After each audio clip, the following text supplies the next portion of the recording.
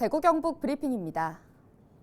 지난 주말 봉화군에서 래프팅을 즐기던 일가족 3명이 급류로 인해 배가 바위에 걸렸다가 소방당국에 구조됐습니다. 경북소방본부에 따르면 지난 18일 오후 4시 41분쯤 봉화군 명호면에서 40대 A씨 등 3명이 레저용 카약 체험을 하던 중 급류에 휩쓸려 바위에 걸리는 사고가 발생했습니다. 신고를 받고 출동한 소방당국은 인력 10명과 순환 구조장비 3대 등을 동원해 이들을 구조했습니다. A씨 가족은 다행히 다친 곳은 없는 것으로 확인됐습니다. 지난 17일 의성군 의성읍의 한 창고에서 불이 났습니다. 개방형 마늘 창고에서 발생한 이번 화재로 굴삭기와 트랙터가 모두 타고 창고 일부가 소실됐습니다. 신고 접수 후 20분 만에 불은 꺼졌고 다행히 인명피해는 없었습니다. 경찰과 소방당국은 정확한 화재 원인을 조사하고 있습니다. 대구지방국세청이 지난 15일 발생한 대구 서구 중리동 공장 화재로 인해 직간접 피해를 본 납세자에게 세정 지원을 하기로 했습니다. 대구국세청은 화재로 건물이나 기계장치 등이 소실되는 등 직접 피해를 본 경우 종합소득세와 부가가치세 등의 신고와 납부 기한을 최대 9개월까지 연장한다고 밝혔는데요. 또 세무조사도 연기하는데 현재 조사가 진행되고 있을 경우에는 피해자의 신청에 따라 중지한다는 방침입니다. 이 밖에도 거래처 등 간접 피해를 본 납세자도 납세 유예를 신청하면 적극 검토할 계획입니다. 윤석열 정부의 대표적인 청년 금융정책 상품인 청년 도약계좌가 베일을 벗었습니다. 지난 15일 하루 동안 8만 명에 가까운 청년들이 계좌 가입을 신청했는데요. 청년 도약계좌에 대한 자세한 내용 영상으로 준비했습니다.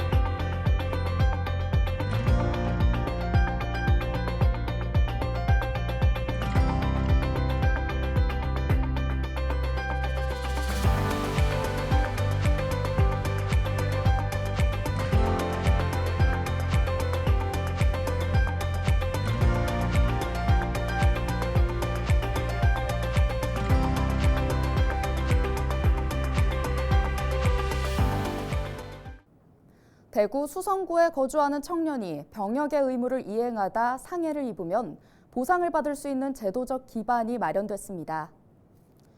수성구의회는 최근 제256회 정례회 제2차 본회의에서 대구시 수성구 군복무 청년 상해보험 지원 조례안을 통과시켰는데요. 이 조례는 군복무 중 발생할 수 있는 사고 위험에 대비해 보험사와 단체 보험을 체결하고 예산의 범위 내에서 군복무 청년의 상해 보험료를 지원할 수 있도록 한다는 내용을 담고 있습니다. 의성군이 지역 내 민간 사업장을 대상으로 중대재해 예방 컨설팅을 시행합니다.